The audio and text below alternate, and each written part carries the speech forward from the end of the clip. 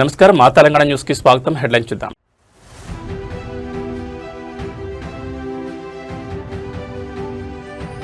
మాది పూర్తి ప్రజాస్వామ్య ప్రభుత్వం. ప్రతిపక్షాల పర్యటనపై మంత్రి నారా లోకేష్ కీలక వ్యాఖ్యలు.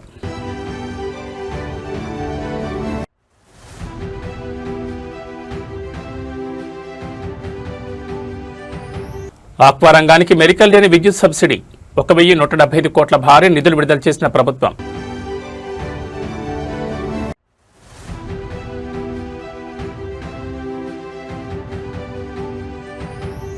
భాగ్యనగరంలో బోనాల జాతర ఉత్సవాలు ప్రారంభం. నేడు గోల్కొండ కోటపై అమ్మవారికి తొలి బోనం.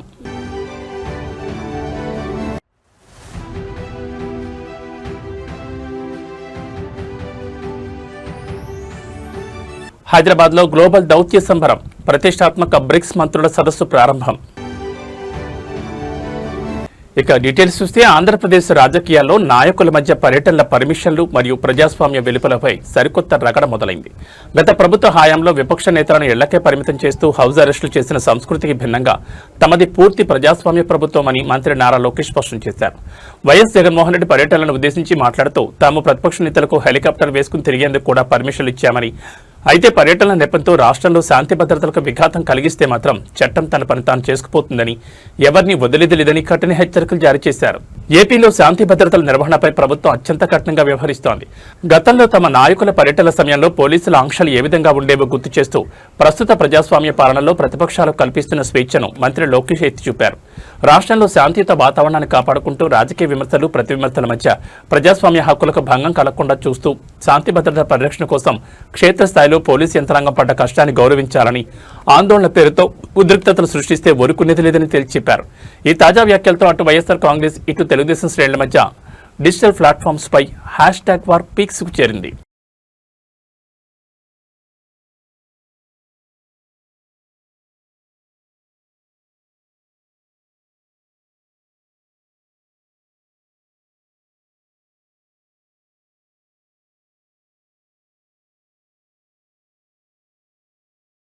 ఆంధ్రప్రదేశ్ ఆర్థిక రంగానికి వెన్నెముగ్గా నిలిచే ఆక్వాకల్చర్ మరియు మత్స్యకార రంగానికి అందుతున్న కరెంట్ సబ్సిడీల చుట్టూ ఇప్పుడు ఏపీ రాజకీయాలు వేడెక్కాయి.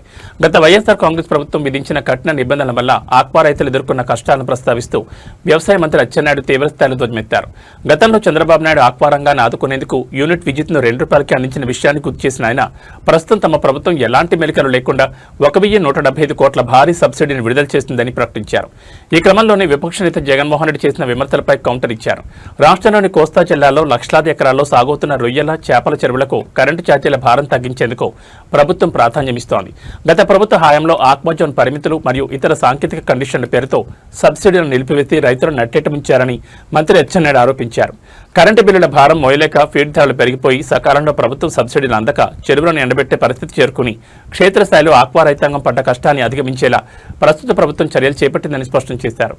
ఎలాంటి కఠినమైన ఆంక్షలు పెట్టకుండానే 1175 కోట్ల విద్యుత్ రాయితీని అందిస్తూ ఆక్వా పరిశ్రమను సంక్షోభం నుంచి గట్టెక్కించేందుకు తమ ప్రభుత్వం కట్టుబడిందని మంత్రి తేల్చి చెప్పారు.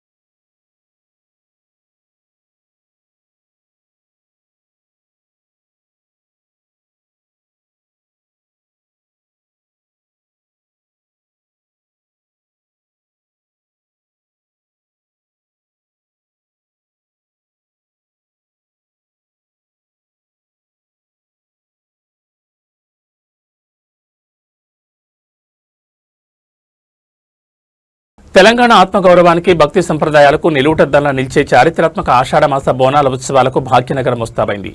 ఇవాల్టి నుంచి గోల్కొండ కోటపై వెలిసిన శ్రీ జగదాంబ మహంకాళి దేవాలయం బోనాల ఉత్సవాలు అత్యంత వైభవంగా ప్రారంభం కానున్నాయి. ఈ చారిత్రాత్మక వేడుకల్లో పాల్గొని అమ్మవారికి పట్టు వస్త్రాలు సమర్పించాల్సిందిగా తెలంగాణ ముఖ్యమంత్రి రేవంత్ రెడ్డిని ఆలయ కమిటీ అధికారికంగా ఆహ్వానించింది. ఆషాఢ మాసంలో జరిగే తొలి బోనం గోల్కొండ జగదాంబ మహంకాళి అమ్మవారికే సమర్పిస్తారు. ఈ మహోన్నత ఘట్టాన్ని వీక్షించేందుకు తెలుగు రాష్ట్రాల నుంచే కాకుండా దేశవ్యాప్తంగా లక్షలాది మంది భక్తులు తరలివచ్చే అవకాశం ఉంది. ప్రతి ఏటా ఈ ఉత్సవాలను అత్యంత ప్రశాంతంగా భక్తులకు ఎలాంటి అసౌకర్యం కలగకుండా ట్రాఫిక్ ఇబ్బందులను దాటుకుంటూ క్యూ లైన్లలో గంటల తరబడి నిలబడి అమ్మవారిని దర్శించుకునేందుకు క్షేత్రస్థాయిలో భక్తులు పడ్డ కష్టాన్ని ఈసారి పూర్తిగా నివారించేలా ప్రభుత్వం అన్ని శాఖలను సమన్వయం చేస్తోంది. సీఎం రేవంత్ రెడ్డి కలిసిన వారిలో మంత్రి కొండా సురేఖతో పాటు దేవాదాయ శాఖ కమిషనర్ హనుమంతరావు, ఆలయ ఈవో, అర్చకులు మరియు ధర్మకర్తల మండలి సభ్యులు ఉన్నారు. సాంప్రదాయబద్ధంగా వేద ఆచరితనాలు అందించి ప్రసాదాలను అందజేసి సీఎంను ఆహ్వానించారు. భక్తులకు త్రాగునీరు, వైద్య శిబిరాలు, ప్రత్యేక క్యూ లైన్ల ఏర్పాటును ఇప్పటికే పూర్తి చేసినట్లు అధికారులు ప్రకటించారు. అంతర్జాతీయ దౌత్య సంబంధాల సమన్వయానికి మరియు ప్రపంచ స్థాయి విధానాల రూపకల్పనకు తెలంగాణ రాజధాని హైదరాబాద్ మరోసారి వేదికైంది. భారత ప్రభుత్వ కార్మిక ఉపాధి మంత్రిత్వ శాఖ ఆధ్వర్యంలో భాగ్యనగరంలో అత్యంత ప్రతిష్టాత్మకంగా సాగుతున్న BRICS labour and employment ministers meeting 2026 ప్రపంచ దేశాల దృష్టిని ఆకర్షిస్తోంది. ఈ సదస్సు అనుబంధంగా నిన్న రాత్రి కేంద్ర ప్రభుత్వం ఏర్పాటు చేసిన అధికారిక విందుకు హాజరైన ఉన్నతాధికారులు మరియు ప్రముఖ నేతలు అంతర్జాతీయ ప్రతినిధులతో కీలక చర్చలు జరిపారు. ఈ బ్రిక్స్ సదస్సు ద్వారా ప్రపంచవ్యాప్తంగా కార్మిక హక్కులు, ఉపాధి కల్పన రంగాల్లో రాబోయే మార్పులపై సభ్య దేశాలు కీలక ఒప్పందాలు చేసుకోనున్నాయి. నిన్న రాత్రి జరిగిన అఫీషియల్ డిన్నర్ ఈవెంట్లో దక్షిణాఫ్రికా, Indonesia, China, Russia, Iran, Ethiopia, United Arab Emirates మరియు బ్రెజిల్ దేశాల మంత్రులు మరియు ప్రతినిధులతో బహుపాక్షిక చర్చలు జరిగాయి. హైదరాబాద్ను ఒక అంతర్జాతీయ మెట్రోపాలిటన్ నగరంగా తీర్చిదిద్ది ఇంటర్నేషనల్ సమ్మిట్లకు ఆతిథ్యం ఇచ్చేలా ఇన్ఫ్రాస్ట్రక్చర్ను డెవలప్ చేస్తూ ప్రపంచ దేశాల నేతలు మెచ్చేలా ఇక్కడ గ్లోబల్ సదస్సులు సజావుగా సాగేందుకు క్షేత్రస్థాయిలో యంత్రాంగం పడ్డ కష్టాన్ని ఈ వేదిక ప్రతిబింబిస్తోంది. ఈ బ్రిక్స్ 2026 నిశ్చార్థం విజయవంతం కావడం వల్ల అంతర్జాతీయ వ్యాపారాలు, పెట్టుబడులు మరియు గ్లోబల్ నెట్వర్కింగ్కు తెలంగాణ మోస్ట్ ప్రిఫర్డ్ డెస్టినేషన్గా తన స్థానాన్ని మరింత సుస్థిరం చేసుకుంది.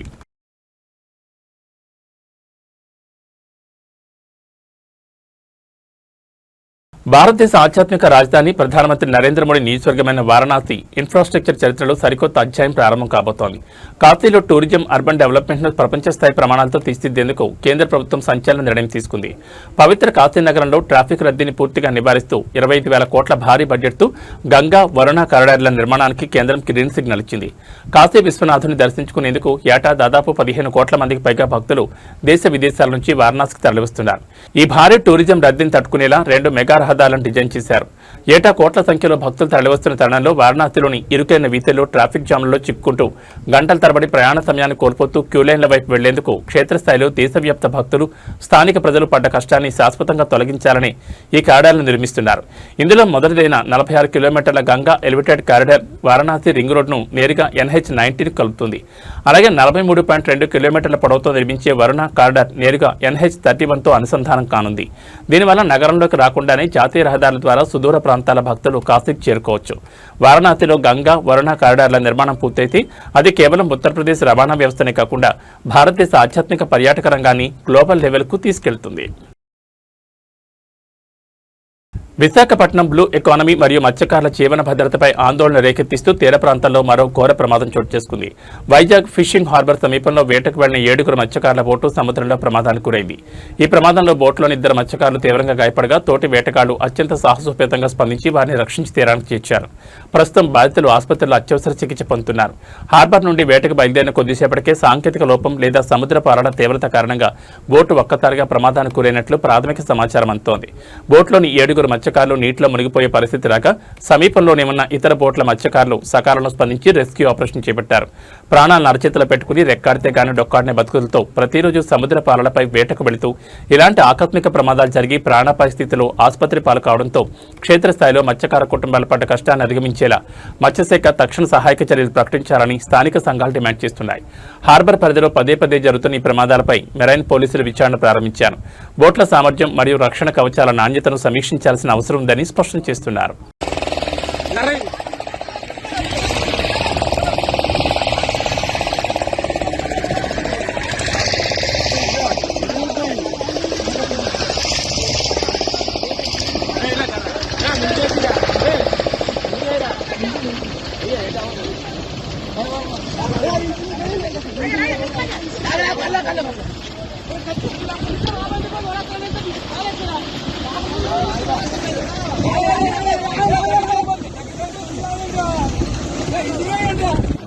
ఆంధ్రప్రదేశ్ రాజకీయ వర్గాల్లో మరియు సామాజిక కార్పొరేషన్ విభాగాల్లో తీవ్ర ఆందోళన రేకెత్తిస్తూ ఒక షాకింగ్ హెల్త్ అప్డేట్ వెలుగు చూస్తుంది. ఖమ్మ కార్పొరేషన్ చైర్మన్ నాదెండ్ల బ్రహ్మం చౌదరి హఠాత్తుగా తీవ్ర బ్రెయిన్ స్ట్రోక్ గురయ్యారు.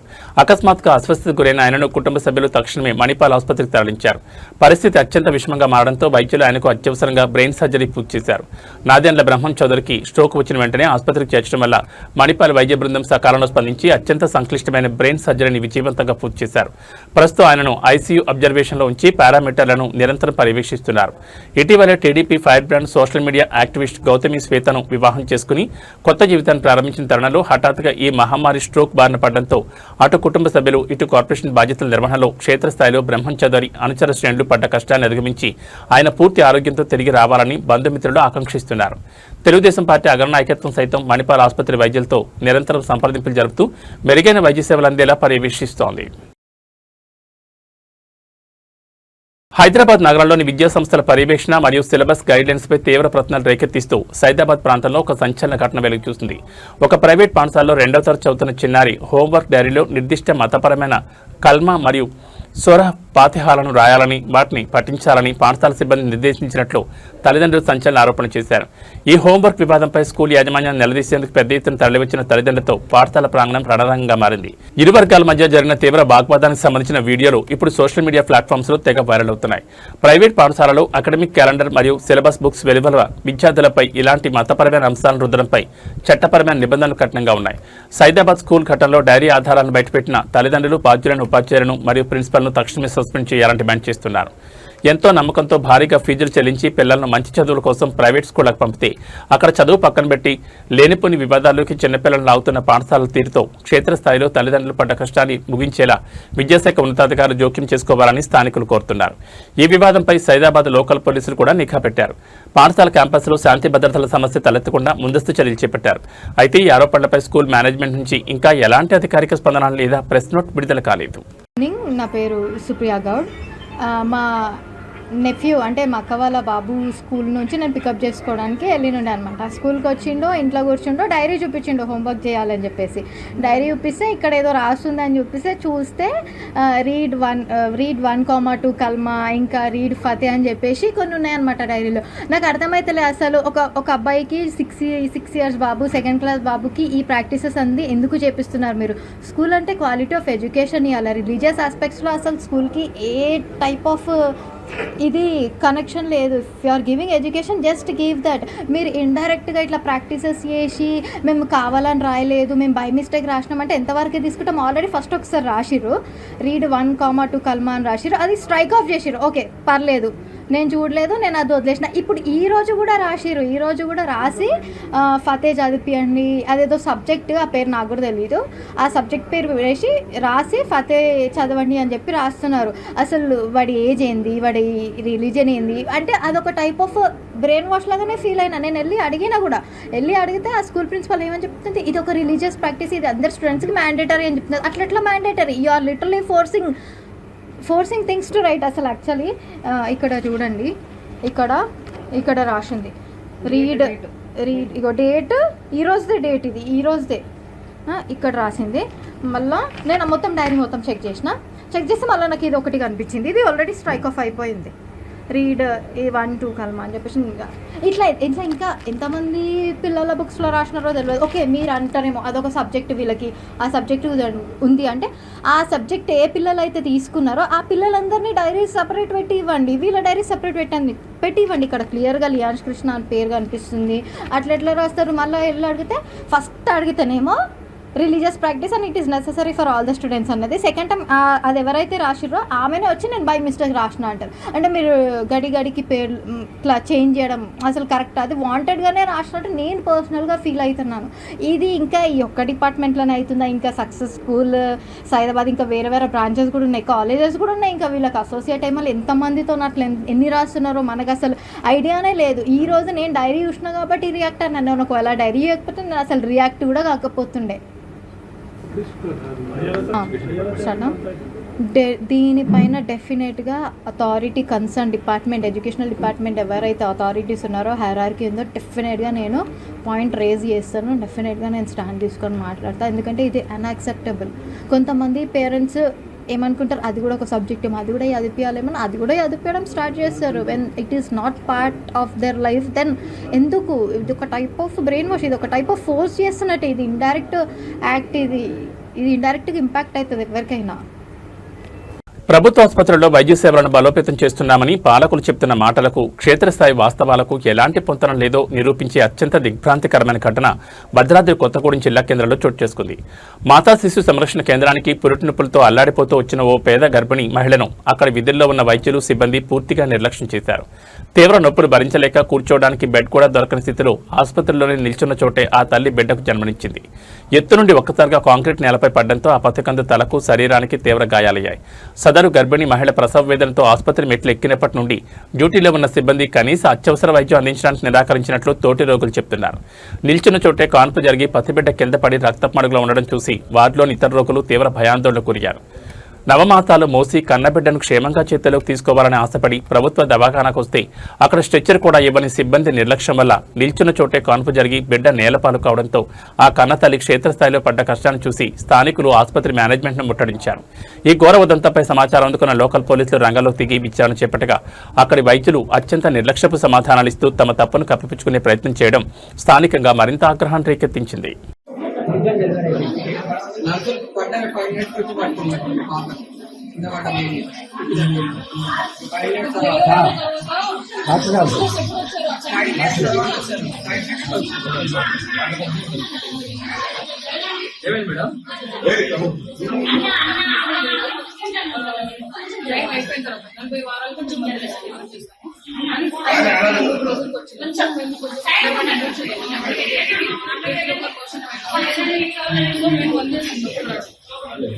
అయితే కొంచెం దారి అయితే ఓపెన్ అయింది, ఇంకా కొంచెం తొందరగా అయితే ఆమెకి ఏంటంటే మామూలుగా మంది చేసిన తర్వాత 6 గంటలకు ప్రోగ్రెస్ అయిందా లేదా కానీ ఏంటంటే తొందరగా ప్రోగ్రెస్ అయిపోయింది. అయితే కొంచెం పెయిన్ అని మామూలుగా 6 hours చాలా మంది పేషెంట్స్ అవ్వాలి. సో మంది చాలా అందులో బ్యాగేజ్ చేసిన కింద ఇంకో డెలివరీ అయింది. అది కాంప్లికేటెడ్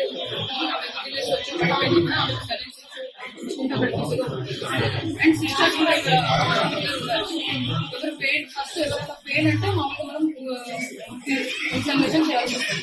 ఊరికే మనం ప్రతి ఇన్ఫెక్షన్ వచ్చే ఛాన్సెస్ ఉంటుంది. సో వాళ్ళు అసలు అట్లీస్ట్ పెయిన్ ఉంది అంటే మనం వెళ్ళి చూడడానికి ఉంటుంది. ఆశా వర్కర్ వచ్చి చెప్పింది బ్లీడింగ్ అవుతుందంట అని చెప్తే సిస్టర్స్ చూడడానికి అని చెప్పి లేచారంటే అప్పుడే ఆమె ముగ్గేసి డెలివరీ కూడా అయింది. సో అట్లీస్ట్ ముందు చెప్పుంటే మాకు మేము వచ్చి చూసేవాళ్ళం. ఆమె అక్కడి నుంచి లేదు సార్ డెలివరీ ఆమె జస్ట్ వచ్చి చెప్పారు, వాళ్ళు వెళ్ళేసరికి ఆమె డెలివరీ అయిపోయింది. జస్ట్ 1 minute గ్యాప్, 1 minute లో ఆమె డెలివరీ అయిపోయింది. సో రియాక్ట్ అయ్యే లోపు ఆమె డెలివరీ అయిపోయింది. అట్లీస్ట్ పెయిన్ అని ముందు మదర్ అంటే సోషల్ మీడియా పవర్ ఏంటో మరియు ఒక సాదాసీదా అభిమాని గుండెల్లోని ప్రేమ స్టార్ హీరోల్ని ఎలా కదిలిస్తుందో నిరూపించే ఒక వండర్ఫుల్ మూమెంట్ టాలీవుడ్లో హాట్ టాపిక్గా మారింది. ఇంటర్నెట్ ప్రపంచంలో అయ్యగారి #1 అనే సింగిల్ డైలాగ్తో రాత్రికి రాత్రి సెన్సేషన్ క్రియేట్ చేసిన ఫ్యాన్ నాగరాజు గుంటూరులో జరిగిన లెనిన్ చిత్ర ఈవెంట్లో తన డ్రీమ్ హీరో అఖిల్ అక్కినేని కలుసుకున్నారు. అఖిల్ని చూడగానే స్టేజ్ పైనే కాళ్లపై పడి కన్నీళ్లు పెట్టుకున్న నాగరాజును అఖిల్ ప్రేమతో పైకి లేపి గట్టిగా ఆలింగనం చేసుకున్నారు. అఖిల్ అక్కినేని నటించిన యాక్షన్ డ్రామా లెనిన్ చిత్ర ప్రమోషనల్ భాగంగా గుంటూరులో గ్రాండ్ ఈవెంట్ ప్లాన్ చేశారు. ఈ ఈవెంట్ కు ప్రత్యేక అతిథిగా హాజరైన వైరల్ ఫ్యాన్ నాగరాజును అఖిల్ స్వయంగా స్టేజ్ పైకి ఆహ్వానించి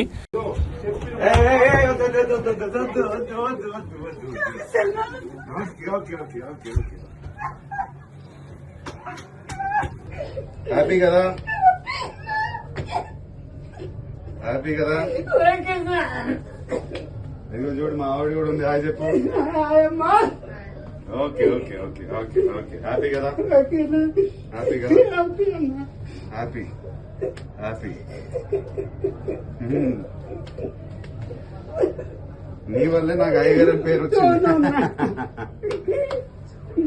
ఓకే మళ్ళీ కొడదాం, ఇంకోటి కూడా పైకి ఓకే ఓకే వెళ్దాం వెళ్దాం వెళ్దాం వెళ్దాం ఓకే. అంతర్జాతీయ ఫైనాన్షియల్ మార్కెట్ సంకేతాల నేపథ్యంలో హైదరాబాద్ బులియన్ మార్కెట్లో పసిడి ధరలు స్వల్పంగా తగ్గుముఖపడ్డాయి. నిన్న భారీగా పెరిగిన గోల్డ్ రేట్లు ఇవాళ పసిడి ప్రియులకు కాస్త ఊరటనిస్తూ కిందకి దిగొచ్చాయి. నగరంలో 24 క్యారెట్ల ప్యూర్ గోల్డ్ 10 గ్రాములపై 280 మేర తగ్గగా ఆభరణాల తయారీకి వాడే 22 క్యారెట్ల బంగారం ధర కూడా 250 మేర దిగొచ్చింది. ఇవాళ మార్కెట్ ముగిసే సమయానికి 24 క్యారెట్ల 10 గ్రాముల పసిడి ధర 1,43,290గా నమోదైంది. అదేవిధంగా సామాన్యులు ఎక్కువగా కొనుగోలు చేసే 22 క్యారెట్ల 10 గ్రాముల బంగారం ధర 1,31,350కి దిగొచ్చింది. మరోవైపు వెండి ధరలు స్థిరంగా కొనసాగుతూ కేజీ వెండి ధర 2,40,000 పలుకుతోంది.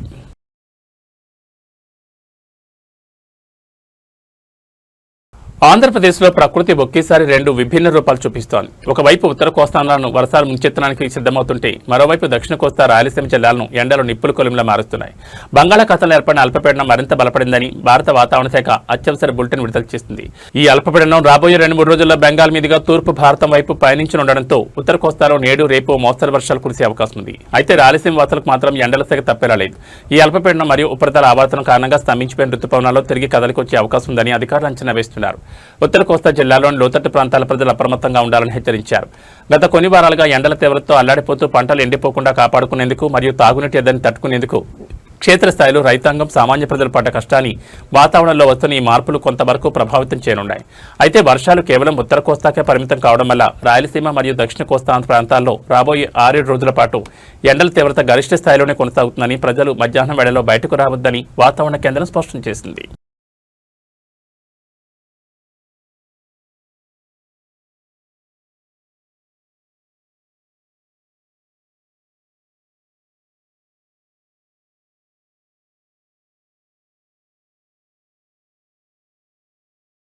ఈ బులెటిన్ విశేషాలు. నమస్కారం.